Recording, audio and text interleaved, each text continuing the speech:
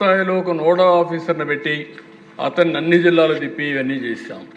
ఇంకొక పక్కన దిశ మీరు ఒకసారి చూస్తే రిలీఫ్, ఈరోజు ఎస్సీ అట్రాసిటీస్ పైన ఇచ్చే రిలీఫ్ ఆ రోజు జస్టిస్ పొన్నయ్య గారి కమిషన్ ఆధారంగా ఇచ్చిన డబ్బులు తప్ప, తర్వాత గవర్నమెంట్లో అటు పెంచాం తప్ప ఇవన్నీ ఇచ్చాం.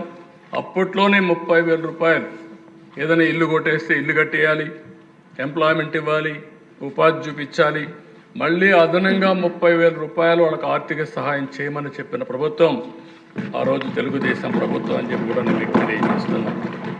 బరియల్ గ్రౌండ్స్ పోనీయకుండా చేసేవాడు. బరియల్ గ్రౌండ్కు రోడ్డు మీద ఉంటే ఇది మా పొలం కాబట్టి మేము పోనీయమంటే అవన్నీ కూడా ఎవిక్ట్ చేపించి చేసామని చెప్పి కూడా నేను మీకు తెలియజేస్తున్నా. ఇలాంటివన్నీ కూడా గ్రాంట్ కానీ ఎంప్లాయ్మెంట్ కానీ ఇవన్నీ ఇచ్చాం. ఇవన్నీ ఇచ్చి ఇంకో పక్కన ఎవ్రీ మంత్ 30వ తారీఖు ప్రతి గ్రామంలో రాష్ట్రంలో పౌర హక్కుల దినోత్సవాన్ని జరిపాం. అంటే సివిల్ రైట్స్ డే, ప్రతి ఒక్కరికి హక్కులు ఉన్నాయని చెప్పి ఇవన్నీ పెట్టి చేయించాం. కడాన మీరు చెప్పినట్టు దిశ గిరిజన భూముల్ని గిరిజనేతరులు ఎవరు తీసుకోవడానికి లేదని చెప్పి పెట్టాం. ఎలాంటి ఇబ్బందులు లేని భూములన్నీ వాళ్ళకి ఇమ్మని చెప్పి పోడో కల్టివేషన్ ఏదైతే ఉందో ఈరోజు గిరిజన భూములు హక్కులు కల్పించింది ఎన్టీ రామారావు గారు అయితే అప్పటి నుంచి మళ్ళీ ప్రత్యేక చట్టంలో కొన్ని జీవోలు ఇష్యూ చేసి అమలు చేశాం.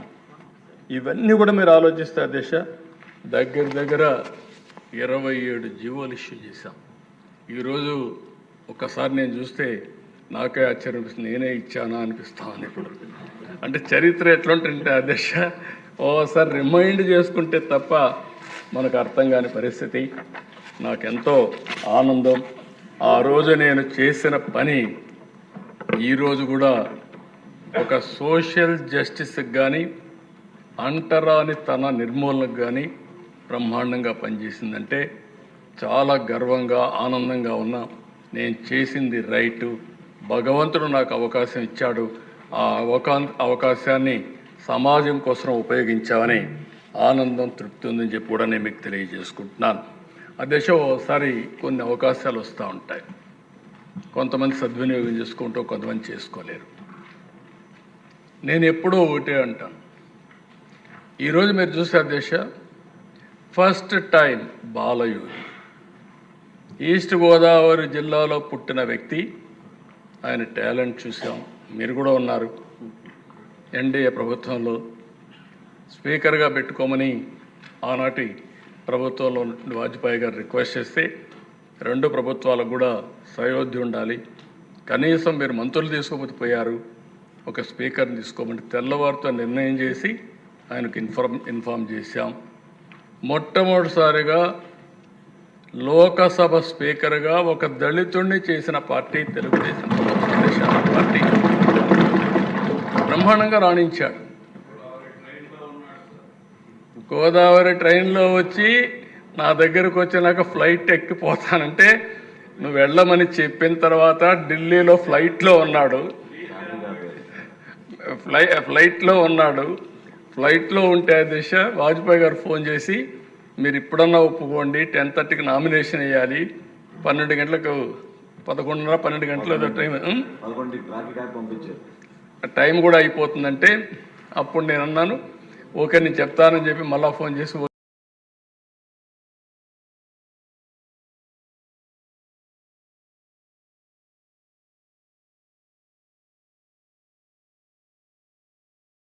అండి బాలయోగి గారికి ఇస్తున్నా అని చెప్పి బాలయోగి గారు ఫ్లైట్లో ఉంటే ఎర్రంనాయుడు గారికి ఫోన్ చేసి పిఎం గారు అని ఇది చేశారు, మీకు ట్రాఫిక్ అంతా కూడా క్లియర్ చేస్తారు, ప్రత్యేకమైన లైన్ ఇస్తారు, ఇమ్మీడియట్ దిగతానే తీసుకుపోయి నామినేషన్ ఇప్పించమంటే ఎగ్జాక్ట్గా 5 నిమిషాలకు ముందు పోయి నామినేషన్ వేశారు అధ్యక్ష.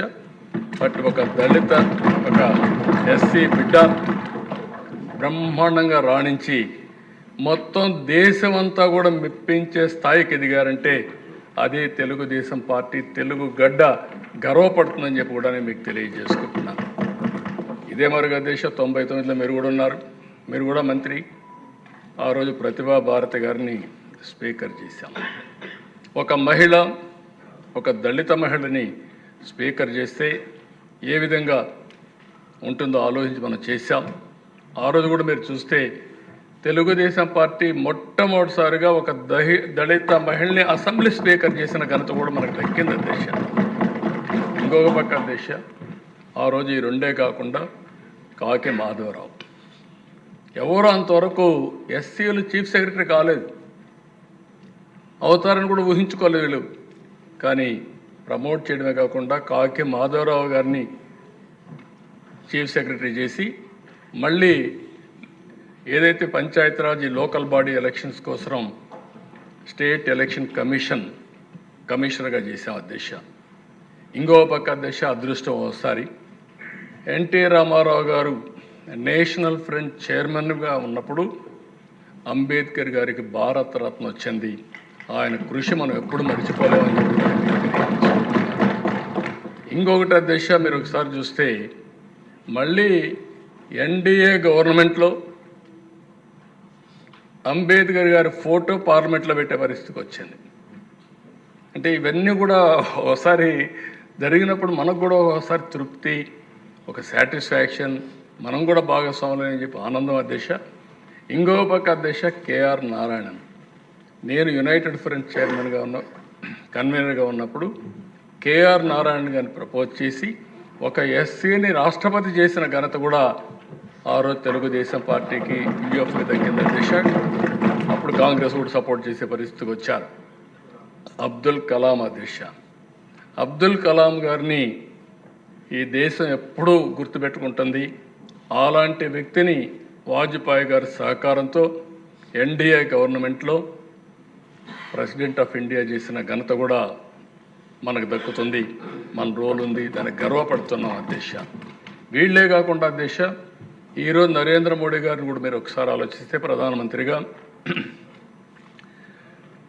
కోవింద్ గారిని, ఒక షెడ్యూల్ కులానికి సంబంధించిన వ్యక్తిని ప్రెసిడెంట్ ఆఫ్ ఇండియా చేశారు. ఈరోజు దేశ రాష్ట్రపతిగా ముర్ము గారిని ఈరోజు చేసే పరిస్థితి వచ్చారు. ఇవన్నిట్లో మనం భాగస్వాములు అయిన దానికి నాకెంతో ఆనందంగా ఉంది.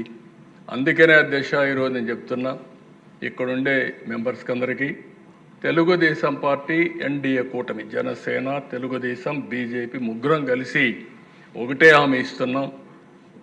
ఈ ఎన్డీఏ అందరికీ సామాజిక న్యాయం చేయడానికి కట్టుబడి ఉన్నామని మరొకసారి అందరికీ విజ్ఞప్తి చేస్తున్నాం. నేను ముందే చెప్పాను, ఏదైతే ఈరోజు మనకు సెన్సస్ కావాలి, సెన్సస్ వస్తే ఆ సెన్సస్ ఆధారంగా జిల్లాల వారీగా రిజర్వేషన్స్ పెట్టే పరిస్థితి వస్తుంది.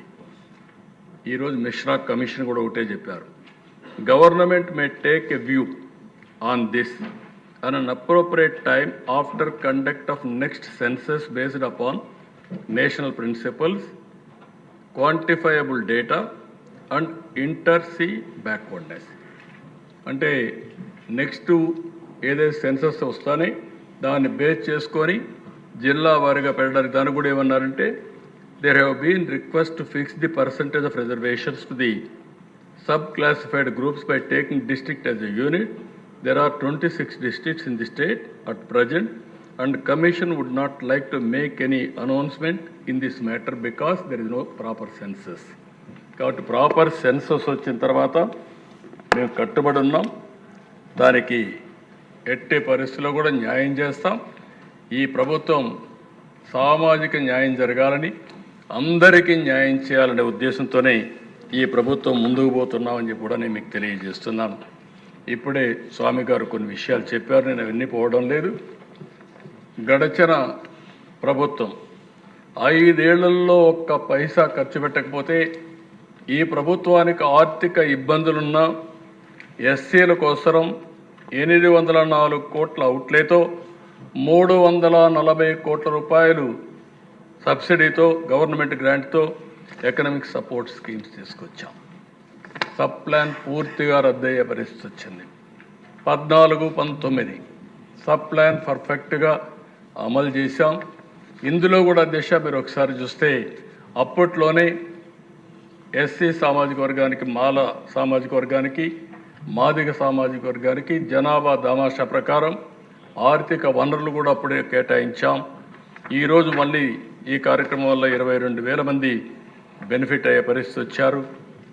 నేషనల్ ఏదైతే ఫైనాన్స్ డెవలప్మెంట్ కార్పొరేషన్ ఉందో అది కూడా ఒక్క పైసా తీసుకురాకుండా మన ఎస్సీ ఫైనాన్స్ కార్పొరేషన్ కూడా క్లోజ్ చేసే పరిస్థితి వచ్చారు.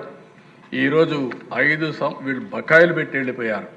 ఆ డబ్బులు కట్టకపోతే డబ్బులు ఇవ్వమంటే 5 సంవత్సరాల్లో పాత బకాయిలు చెల్లిస్తామని అగ్రిమెంట్ ఇచ్చి ఎంఓ ఇచ్చి ఒక ఎంఓ వాళ్ళ డబ్బులు కూడా కట్టి మళ్ళీ డబ్బులు రెగ్యులరైజ్ చేశాం. దీనివల్ల చాలా వరకు మళ్ళీ ఎస్సీలకు న్యాయం జరిగే పరిస్థితి వస్తుంది. కొంతమంది రిక్వెస్ట్ చేశారు, ఇప్పుడే మాల సామాజిక వర్గానికి చెందినవారు కానీ మాది సామాజిక వర్గానికి చెందినవారు కానీ ఆర్థికంగా కూడా పైకి తీసుకొచ్చే కార్యక్రమాలు ఇమ్మని చెప్పి కోరారు. ఈ ప్రభుత్వం కట్టుబడి ఉంది. ఓసారి వాళ్ళ కుల వృత్తుల వల్ల కొన్ని పనులు ఇచ్చే అవకాశం ఉంటుంది. ఏమేం చేయాలని నేను ఆలోచించి తప్పకుండా దీనికి శ్రీకారం చుడతామని చెప్పి కూడా మాల సామాజిక వర్గానికి కానీ మాదిగ సామాజిక వర్గానికి కానీ రెల్లి సామాజిక వర్గానికి కానీ కడాన బుడగ జంగం సభ్యులకు కూడా విజ్ఞప్తి చేస్తున్నాను అధ్యక్ష. ఇప్పుడే మన మెంబర్స్ అందరూ చెప్పారు. ఈరోజు బుడగ జంగం చూస్తే ఎక్కడికి పోయినా వీళ్ళు చాలా పెద్ద ఎత్తున వాళ్ళ బాధలు చెప్పుకోవడానికి వస్తూ ఉంటారు. వీళ్ళది కూడా ఒక విచిత్రమైనటువంటి సమస్య. మీరు ఒకసారి చూస్తే అధ్యక్ష 1950 రాజ్యాంగ ఉత్తర్వు ప్రకారం బేడ జంగం కులాన్ని పూర్వపు మద్రాసు రాష్ట్రం షెడ్యూల్ కులాల్లో చేర్చలేదు. మనం మెడ్రాస్ ప్రెసిడెన్సీలో ఉన్నాం. కానీ అది పూర్వపు హైదరాబాద్ రాష్ట్రం షెడ్యూల్ కులాల జాబితాలో చేర్చబడ్డారు. 56లో షెడ్యూల్ కులాలు మరియు షెడ్యూల్ తెగల జాబితా ఆర్డర్ 56లో బేడ జంగం కులాన్ని ఆంధ్రప్రదేశ్ తెలంగాణ ప్రాంతంలోని 10 జిల్లాలకు మాత్రం చూపించారు. 76 షెడ్యూల్ కులాలు మరియు షెడ్యూల్ తెగల ఉత్తర్వుల చట్టం 1976 ప్రకారం బేడ జంగం కులానికి ఎటువంటి ప్రాంత పరిమితి లేకుండా రాష్ట్ర వ్యాప్తంగా సమైక్య ఆంధ్రప్రదేశ్ మొత్తం వర్తింపజేశారు, ఎస్సీలో చేర్చారు. 2002లో 1976 సవరణ రాజ్యాంగ ఉత్తర్వులు చట్టం 2002 ద్వారా రద్దు చేశారు. దీని ద్వారా తెలంగాణ ప్రాంతంలోని జిల్లాలకు చెందిన బేడ జంగం కుల ప్రజలు మాత్రమే ఎస్సీ హోదాను పొందేందుకు అర్హులని చెప్పి ఇచ్చారు. 2014 వచ్చే కొందుకు అధ్యక్ష ఆంధ్రప్రదేశ్ తెలంగాణ రాష్ట్రాలుగా రీఆర్గనైజేషన్ చేసే సమయంలో బేడ జంగం కమ్యూనిటీని ఆంధ్రప్రదేశ్ రాష్ట్రానికి సంబంధించిన షెడ్యూల్ కులాల జాబితా నుండి తొలగించినట్లు ఆంధ్రప్రదేశ్ రీఆర్గనైజేషన్ చట్టం 2014లోని 5 షెడ్యూల్లోని సెక్షన్ 28 ద్వారా ప్రకటించారు. ఈరోజు పాపం వాళ్ళు చూస్తే ఏ కులంలో కూడా వాళ్ళు లేరు. బీసీల్లో లేరు, ఎస్సీలో లేరు, ఎక్కడా లేరు, క్యాస్ట్ సర్టిఫికేట్ ఇవ్వడం లేదు. చాలా అవస్థపడుతున్నారు. దీనికి ఒక కమిటీ కూడా వేసాం అధ్యక్ష. ఆ కమిటీ కూడా అప్పట్లోనే ఒక రిపోర్ట్ కూడా ఇచ్చారు. జేసీ శర్మ ఐఏఎస్ 1 మ్యాన్ కమిషన్ వేసాం. ఆయన ఒక రిపోర్ట్ కూడా ఇచ్చాడు. ఆ రిపోర్ట్ని తీసుకొని కొంతవరకు ముందుకెళ్ళాం. కానీ ఇది ఉంది. ఈరోజు నేను ఈ సభలో ఒక ప్రత్యేకమైన తీర్మానం పెడుతున్నాను అధ్యక్ష. ఈ తీర్మానం ద్వారా కేంద్రానికి పంపించి కేంద్రాన్ని ఒప్పించి బుడగ జంగాన్ని కూడా ఎస్సీలో చేర్చడానికి అన్ని విధాలా ప్రయత్నం చేస్తాం. అదే సమయంలో ఈ బుడగ జంగాన్ని ఏ గ్రూప్లో, ఎందుకంటే మొత్తం వీళ్ళు ఉండేది కొద్దిగానే ఉన్నారు, ఏ గ్రూప్లో కూడా మనకు ఆ ఫ్లెక్సిబిలిటీ పెట్టాం. కాబట్టి వీళ్ళని ఏ గ్రూప్లో పెట్టడానికి ఈ ప్రభుత్వం అన్ని విధాల ప్రయత్నం చేస్తుందని వారందరూ కూడా హామీ ఇస్తూ ఈ తీర్మానాన్ని ఏకగ్రీవంగా మీరందరూ బలపరచవలసిందిగా ఆమోదించవలసిందిగా కోరుకుంటున్నారు. ఇది అల్టిమేట్గా దిశ. ఈరోజు మీరు చూస్తే చరిత్రలో రామచంద్రరాజు కమిషన్, లేకపోతే జస్టిస్ పొన్నయ్య కమిషన్, పాత ఒకసారి చూస్తే కృష్ణా మాదిగా ఎట్లా ఇది చేశాడు. నారావారిపల్లి సీఎం ఇంటి నుండే మాదిగ పాదయాత్ర, అక్కడికి పోయి మా తల్లి దగ్గర మెమరాండం ఇచ్చి ఆవిడ ఆశీర్వాదాలు తీసుకొని బ్లెస్సింగ్స్ తీసుకొని అక్కడి నుంచి ప్రారంభించడం ఇవన్నీ చూసినప్పుడు అధ్యక్ష ఓసారి చాలా ఎమోషన్ గురవుతాం చరిత్రలో. I have done, but ఈరోజు ఈ అసెంబ్లీ సాక్షిగా ఒక్క నిమిషం అధ్యక్ష,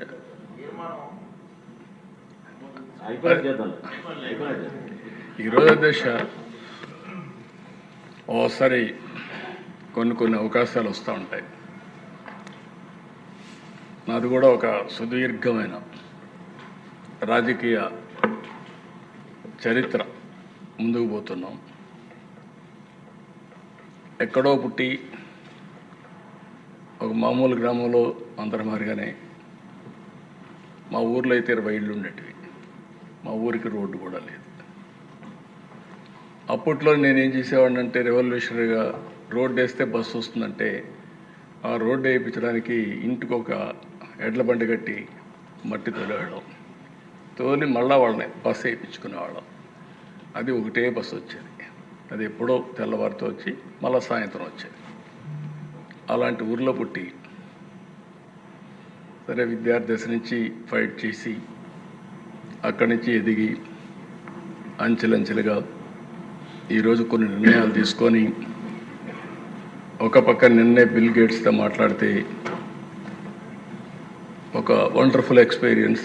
30 సంవత్సరాల కంటే ముందు ఏం జరిగిందో ఆయన చెప్పినప్పుడు గుర్తు చేసినప్పుడు ఒక సాటిస్ఫాక్షన్. ఇక్కడికి వచ్చినప్పుడు ఒక సామాజిక న్యాయానికి వెనుకబడిన వర్గాల కోసం కానీ, షెడ్యూల్ కులాల కోసం కానీ, షెడ్యూల్ తెగల కోసం కానీ, మైనారిటీ వర్గాల కోసం ఎక్కడ పేదవాళ్ళు ఉంటే అక్కడ మనం ఉండాలనే ఉద్దేశంతో ఈ జర్నీ అంతా ప్రారంభించాం.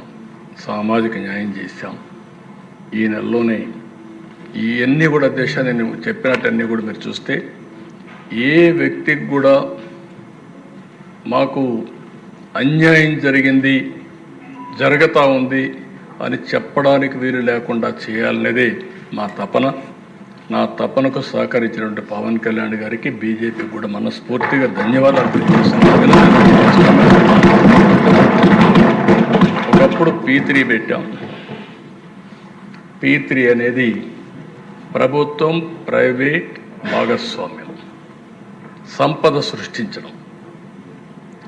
ఈ సంపద వల్ల ఉపాధి, ఆదాయాన్ని పెంచి ప్రజలకు మెరుగైన వసతులు ఇవ్వడం. ఈరోజు అధ్యక్ష ఈ నెలలోనే ఇంకొక కార్యక్రమం ఇక్కడ వచ్చింది కూడా చెప్తున్నాం. P4 తీసుకొస్తున్నాం.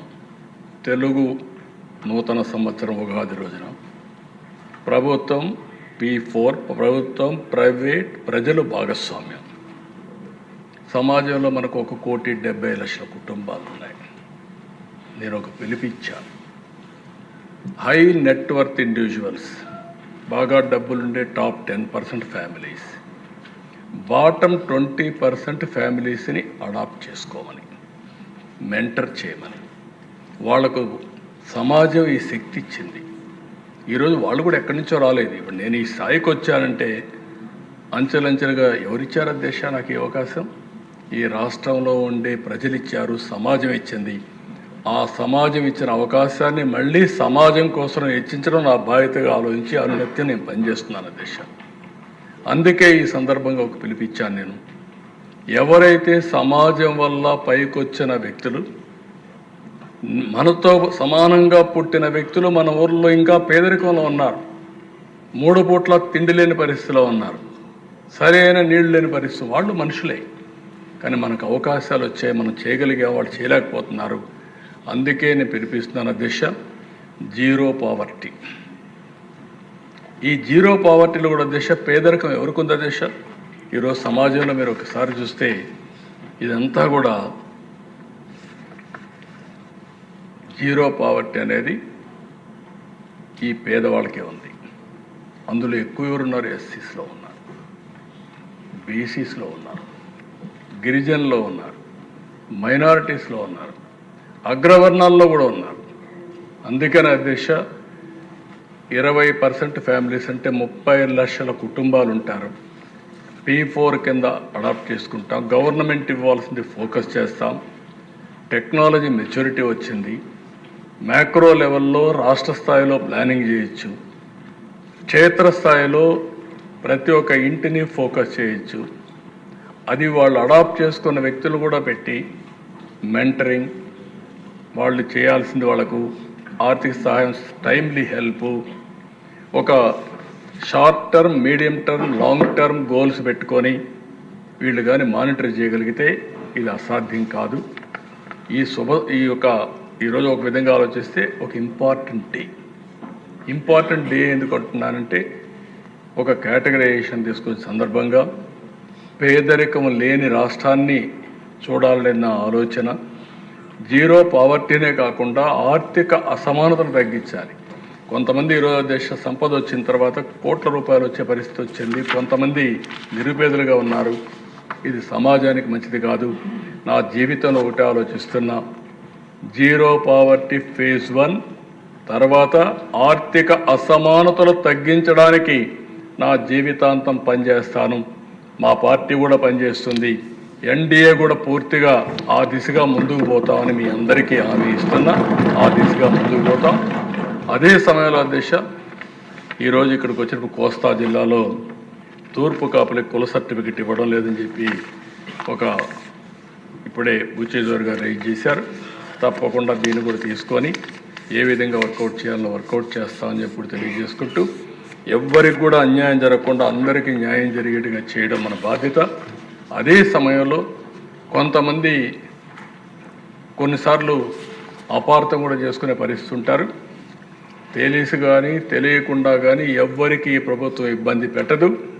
అదే సమయంలో సామాజిక న్యాయం చేయడానికి మాత్రం 100% కాదు 1000% కమిటెడ్గా పనిచేస్తామని మరొకసారి తెలియజేసుకుంటూ, ఈరోజు ఈ అవకాశాన్ని ఇచ్చిన మీకు మిత్రులందరికీ కూడా మనస్ఫూర్తిగా అభినందిస్తూ, ప్రత్యేకంగా జనసేన అధినేత పవన్ కళ్యాణ్ గారికి, బీజేపీ నాయకులకి, ప్రధానమంత్రి గారికి అందరికీ ధన్యవాదాలు తెలియజేసుకుంటూ సెలవు తీసుకుంటాను.